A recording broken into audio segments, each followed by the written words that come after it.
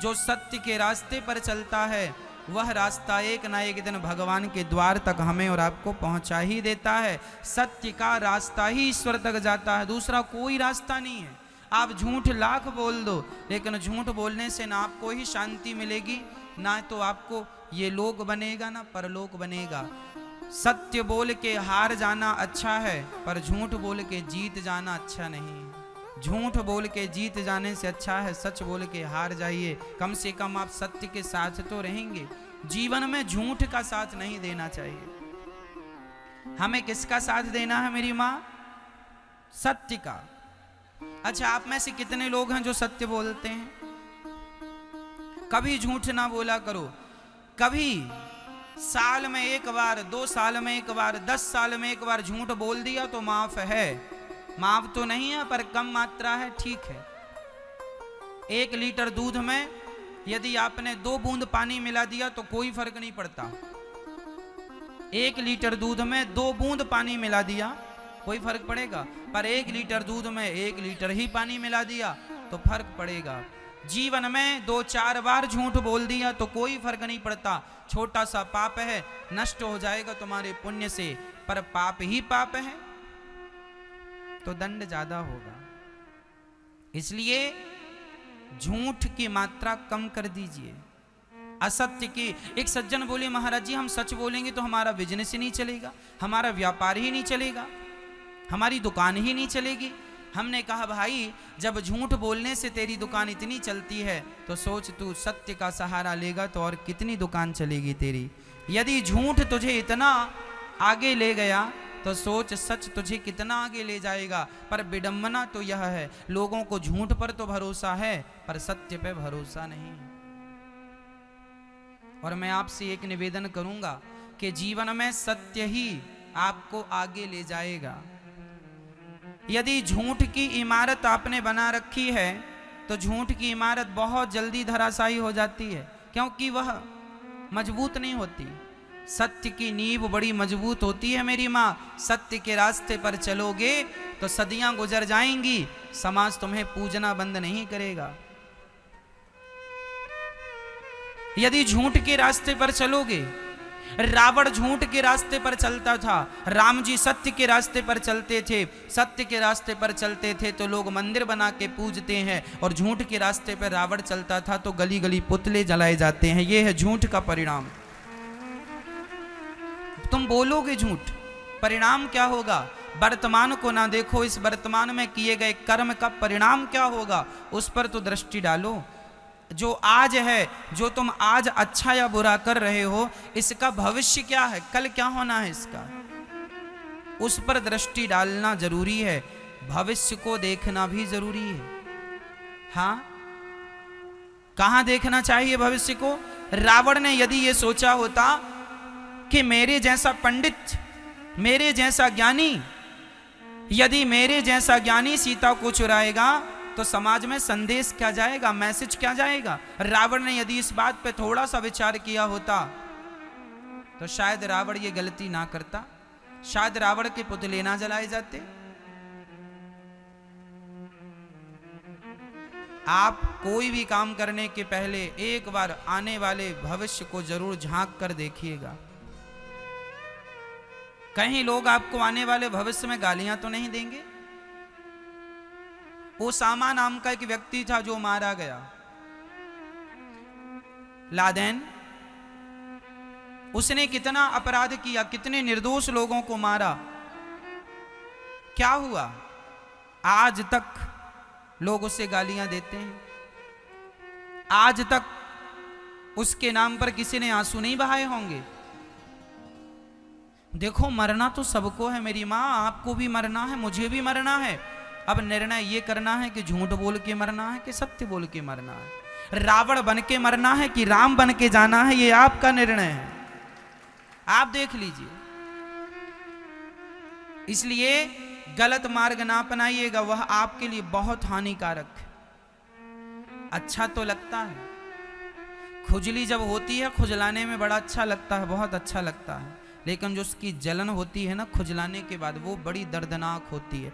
ऐसे झूठ भी खुजली की तरह, झूठ बोलने में बड़ा मजा आता, हाँ बड़ा मजा आ गया, बहुत पैसे मिल गए, बहुत कमा लिया, बहुत बड़े आदमी बन गए, लेकिन उसका जो रिएक्शन होगा, जो उसकी जलन होगी, असहनीय वेदना होगी, असहनीय दर्द होगा। इसलिए जीवन में कभी भी गलत रास्ते पर ना चलना। बच्चों को यही सिखाओ बचपन से, बेटा नमक रोटी खा लेना पर सत्य की ही रोटियां खाना। झूठ के हलवा पूड़ी से अच्छा है सत्य की नमक रोटी खाएं। वह सत्य की नमक रोटी ना जल्दी हजम हो जाती है, चूरन नहीं खाना पड़ता। और पाप की रोटियां खाने के बाद चूरन खाओ तो भी हजम नहीं होती, पेट गुड़गुड़ गुड़गुड़ करता रहता। ना तो रात को नींद आएगी, ना तो चैन मिलेगा। आप आलीशान बंगला बनवा लीजिएगा, झूठ बोल करके, पाप करके रह लीजिए, उस बंगले में शांति नहीं मिलेगी। रावण सोने की लंका में रहता था, शांति नहीं मिली। जबकि रावण जिस लंका में रहता था वह लंका किसने बनवाई थी आपको पता है? वह लंका भगवान शंकर ने बनवाई थी। किसके लिए बनवाई थी?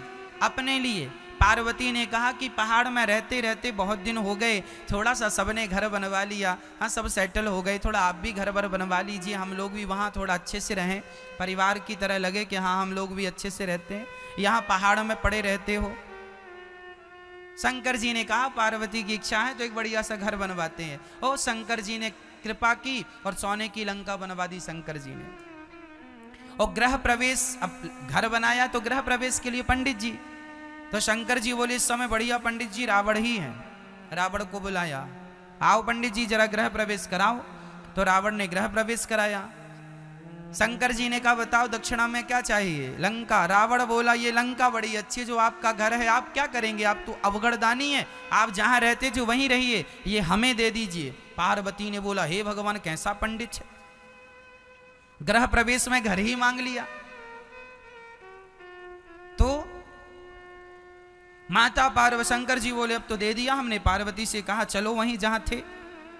पार्वती जी ने श्राप दे दिया, मूर्ख इतना लालची है तू, जा दूसरों के घर में कब्जा करता है, रहेगा जरूर इस लंका में पर तुझे शांति नहीं मिलेगी। जिस दिन से रावण लंका में शिफ्ट हुआ अपना सामान लेकर, उस दिन से रावण उस लंका में सुखी नहीं रहा। आपको क्या लगता है दूसरों की संपत्ति हड़प लेने से सुख मिल जाएगा? आजकल तो छोटा भाई बड़े भाई की हड़प लेता है, बड़ा भाई छोटे भाई की संपत्ति हड़प लेता है। आज तो भाई भी हड़प लेता है। अच्छा आप लोगों को क्या लगता है दूसरों की हड़प लेंगे तो मजा आ जाएगा, बड़े आदमी हो जाएंगे, इज्जत बढ़ जाएगी? क्यों ये नहीं सोचते कि तुमको ईश्वर हर पल देख रहे हैं? परमात्मा की दृष्टि से कोई नहीं बचा, लाख आंख से देख रहा है तुझे देखने वाला। सच की खेती कर ले चतुर नर, समय गुजरता जाता, मेरे मालिक की दुकान में सब लोगों का खाता। सबका हिसाब किताब खाता वही वहां है। तुमने कितना अच्छा और कितना बुरा किया है, इसलिए बुरा ना करना किसी के साथ, भाई के साथ भी ना करना, जमाने के साथ भी, दुश्मन के साथ भी बुरा ना करना, ईमानदारी से। हमारे यहाँ तो दुश्मनी भी ईमानदारी से निभाई जाती है। छाती पे वार तो करना, पीठ पे प्रहार ना करना। हमारे यहाँ दुश्मनी भी ईमानदारी से निभाई जाती है, नहीं हाँ या ना? बोलो हाँ या ना। हमारे यहाँ दुश्मनी भी ईमानदारी से निभाई जाती है, दुश्मनी में भी सत्यता होती है। हमारे यहाँ लोग कहते हैं दुश्मन के पीठ पर वार नहीं करना है, छाती पे सामने से बता के कि मैं आ रहा हूं। पाप तो यहां भी है यदि पीठ पर वार कर दिया। इसलिए मनुष्य का धर्म है परोपकार करना, सत्य बोलना। इस रास्ते से कभी हिलिएगा मत। सत्य के लिए ये भारत कौन सी धरती है जरा सुनिएगा। सत्य के लिए हम लोग बिक जाने वाले लोग हैं। राजा हरिश्चंद्र बाजार में बिक जाते हैं, राजा हरिश्चंद्र की पत्नी तारा बाजार में बिक जाती है, हरिश्चंद्र का बेटा बाजार में रोहित नाम का बिक जाता है, लेकिन अपने सत्य को नहीं छोड़ता। ये भारत की धरती है जहां अपने आप को बेच दिया जाता है, लेकिन उस हाल में भी सत्य को नहीं छोड़ा जाता। राजा हरिश्चंद्र ने अपनी पत्नी को बेच दिया, अपने आप को बेच दिया। किसके लिए? सत्य के लिए। मोरध्वज नाम के एक राजा थे। उन्होंने अपने बच्चे को आरे से चीर कर दान दिया था। सत्य कितनी बड़ी चीज है शायद आप नहीं जानते। गोस्वामी जी लिख रहे हैं, सत्य बराबर तप नहीं, झूठ बराबर पाप। सबसे बड़ा पाप क्या है? झूठ बोलना। और आज लोग झूठ ही बोल रहे हैं। एक राजा थे, उनका नाम था मोरध्वज। यह द्वापर युग के अंत की बात है। जब द्वापर युग में महाभारत का युद्ध हो गया, धर्मराज युधिष्ठिर राजा बन गए और राजा बन के उन्होंने प्रजा को खूब भंडारा किया, भोजन प्रसादी कराया, लंगर चलाया, यज्ञ किया, सबको संतुष्ट किया दान दक्षिणा देकर। तब अहंकार से अर्जुन ने अंगड़ाई लेते हुए श्री कृष्ण से कहा, श्याम सुंदर बताओ कैसे धरती में हमारे भाई से बड़ा कोई दानी है? क्या हमारे भैया धर्मराज युधिष्ठिर से बड़ा कोई दानी दूसरा है? बड़ी अहंकार से ये बात अर्जुन कह रहे हैं। भगवान मुस्कुरा दिए। भगवान ने कहा, अर्जुन तुम्हारे भाई का नाम तो लिस्ट में सबसे नीचे है। अरे नीचे? तो जरा हमें लिस्ट चेक कराओ, सबसे ऊपर किसका नाम है? भगवान ने कहा, लिस्ट चेक ना करो, हमारे भक्तों का हिसाब किताब हमारे पास रहता है। तुम्हारा भाई तो अभी बहुत छोटा है, दानियों के नाम पर छोटा। अच्छा तो बड़ा कौन है? जिद कर ली अर्जुन ने, हमें बताओ कि सबसे बड़ा दानी कौन है? भगवान ने अपनी लिस्ट पकड़ा दी, देखा तो सबसे ऊपर नाम था मोरध्वज का। इस दुनिया में बड़े बड़े दानी हुए हैं मेरी मां। उन दानियों में दानवीर कर्ण भी हैं, दानवीर हरिश्चंद्र भी हैं, लेकिन इन सबके दान से श्रेष्ठ दान मोरध्वज का दान है। ये मोरध्वज ने आखिर क्या दान कर दिया? चर्चा लंबी है। जब अर्जुन ने देखा कि मोरध्वज नाम का व्यक्ति है, उसका नाम, अर्जुन ने कहा, महाराज मैंने तो इस आदमी का नाम भी नहीं सुना। यदि दानी होता तो मेरे कानों में इसका नाम कभी ना कभी तो पड़ता। भगवान बोले, ये दानी जरा गुप्त में रहता है, छिपा करके देता है, इसे जान पाना संभव नहीं। अर्जुन बोले, मैं परीक्षा लेकर देखूंगा कि सच्ची दानी है कि आप पक्ष ले रहे हैं भक्त का। भगवान बोले, देखो मुझे तो उस पर कोई संदेह नहीं है, सच्चा दानी है। तुम्हें फिर भी संदेह है, चलो परीक्षा ले लो। अर्जुन, कृष्ण और यमराज जी को बुलाया गया। अर्जुन और कृष्ण ने ब्राह्मण का रूप बनाया, यमराज को शेर का रूप बना दिया। शेर बन गए, बूढ़ा सा शेर बन गए यमराज जी। अर्जुन और श्री कृष्ण पंडित जी बन के गए। भिक्षाम देही, भिक्षाम देही। मोरध्वज के दरवाजे में जाकर जब भिक्षा मांगी, मोरध्वज निकल के आए। ब्राह्मण देवता आए हैं, देखो घर में ब्राह्मण आए तो बड़ा सम्मान किया करो, बड़ा आदर किया करो, ना जाने किस रूप में नारायण मिल जाए, है ना। सम्मान किया मोरध्वज ने, चरणों को पखारा, चरणों को धोए, चरणों को धोकर बिठाया, आरती उतारी, पूजा की। और मोरध्वज ने कहा, महाराज ये बताइए आपका आगमन क्यों हुआ है? मैं आपकी क्या मदद करूं, क्या सेवा करूं, बताइए। ब्राह्मणों ने कहा, राजन आज हमने सुना है तुम बहुत बड़े दानी हो। अच्छा, मोरध्वज का नियम था कि पहले जब तक किसी को दे नहीं देते थे तब तक वह अन्न भी ग्रहण, जल भी ग्रहण नहीं करते थे। दान देकर ही वह कुछ खाते और पीते थे। आज ब्राह्मण आए हैं, क्या देना चाहिए? जो आप मांग लेंगे सो दे देंगे। अच्छा तो फिर एक काम कीजिए ना। ब्राह्मणों ने कहा, यदि देना हो तो हाथ में जल लेकर संकल्प लो। ऐसा तो नहीं कि हम मांगे और आप मुकुर जाओ, इसलिए पहले संकल्प। अच्छा, मोरध्वज ने कहा, जो मैं कह देता हूं वह करता हूं, प्राण जाए पर वचन न जाए। आपको फिर भी यकीन नहीं है तो एक काम कीजिए, ये रहा संकल्प।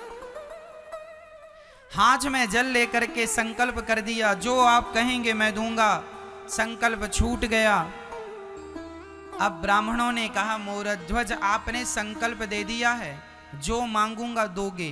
मोरध्वज ने कहा, मेरा शीश मांग लोगे, शीश दे दूंगा, राज्य मांग लोगे, राज्य दे दूंगा, जो मांगो दे दूंगा। ब्राह्मणों ने कहा, ना तेरा शीश चाहिए, ना तेरा राज्य चाहिए, फिर क्या चाहिए? कह दिया ब्राह्मणों ने, महाराज मेरा शेर बाहर खड़ा है, महीने भर से भूखा है, बूढ़ा हो गया है, दांत गिर गए हैं, कुछ खा नहीं पा रहा है, उसके लिए जरा से मांस की व्यवस्था कर दीजिए, मांस दे दीजिए। मोरध्वज ने कहा, बस इतनी सी बात? अरे मांस चाहिए, मैं अपना मांस देता हूं, आपका शेर कितना खाएगा? देखो, मांस, राजा में आपका मांस नहीं ले सकता, आपका मांस जरा कड़ा हो चुका है, बूढ़ा शरीर है आपका। मैंने सुना है आपका एक छोटा सा बच्चा है।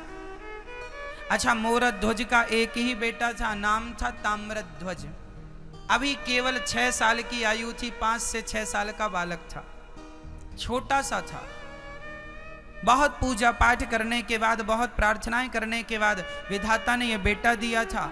ब्राह्मण कह रहे हैं कि आप अपने बेटे का मांस हमारे शेर को डालो, शेर बूढ़ा हो गया है, दांत टूट गए हैं, तो वह कड़ा मांस नहीं खाता, बच्चों का मांस जरा कोमल होता है, तो बच्चे का मांस दीजिए। पर शर्त एक और है।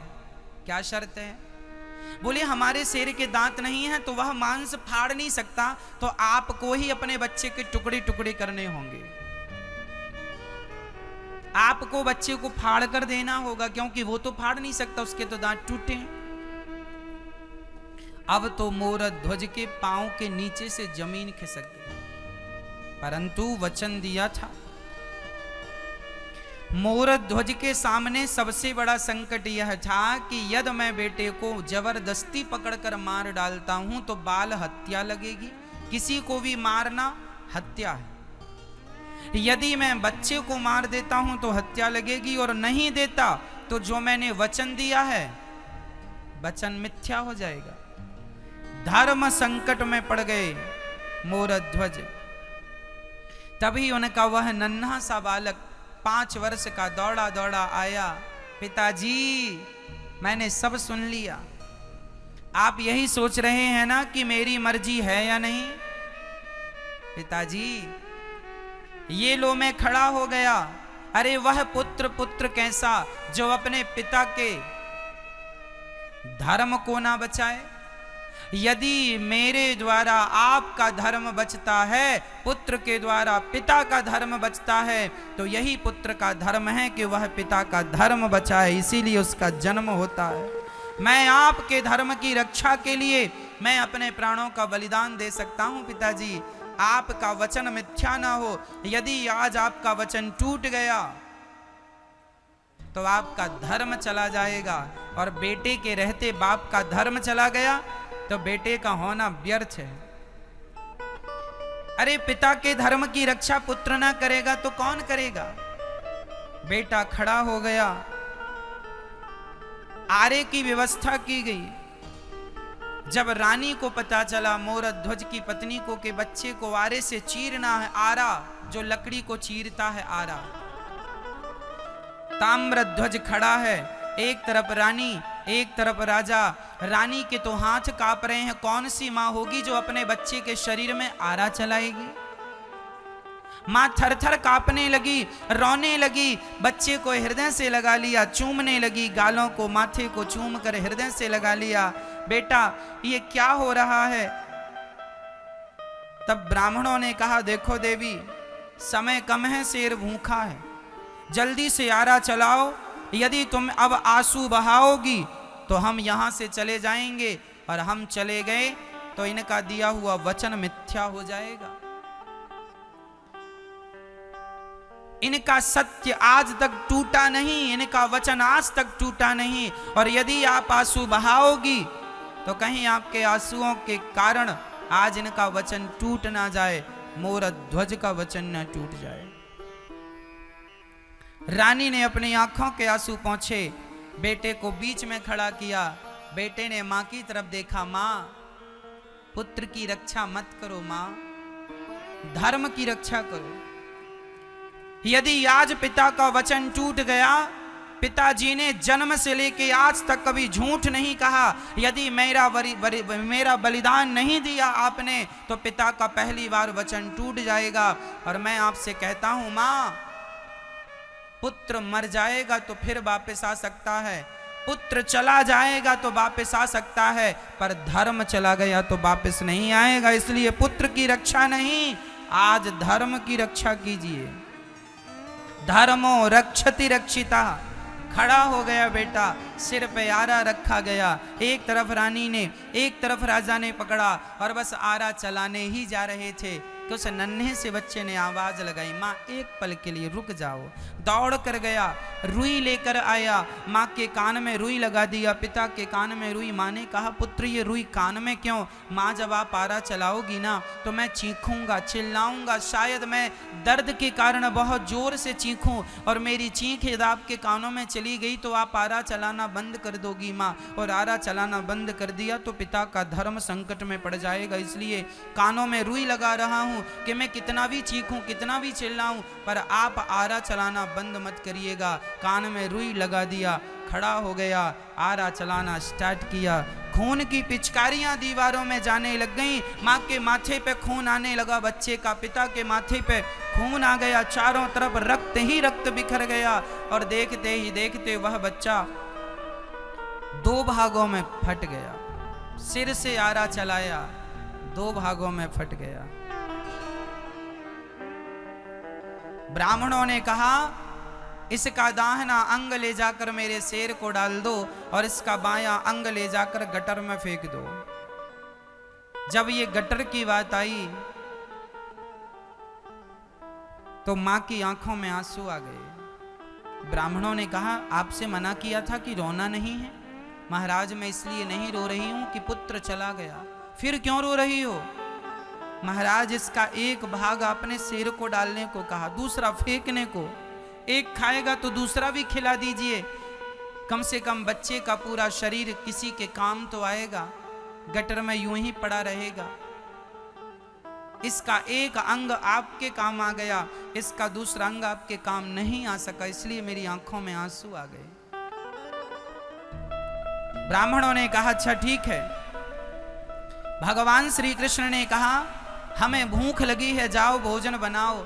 राजा रानी ने स्नान किया और उसी हाल में भोजन बनाया। अब देखिए जरा, ये भारत की सच्ची घटना, घटी हुई घटना है। जैसे गुरु गोविंद साहब के 2 बच्चों को दीवार में चुनवा दिया गया था, ये केवल कहानी नहीं है, ये इतिहास की सच्ची घटना है। उसी प्रकार ये भी सच्ची घटना है। ये केवल कल्पना नहीं है, कहानियां नहीं है, ये घटी हुई घटनाएं। श्री भगवान ने कहा भोजन कराओ। दोनों ने भोजन बनाया और जब थाली सामने आई, भोजन जब भगवान ने ग्रहण करना शुरू किया, रोटी तोड़ी और वापस रख दी। राजन, हम आपके घर भोजन नहीं करेंगे। क्यों महाराज?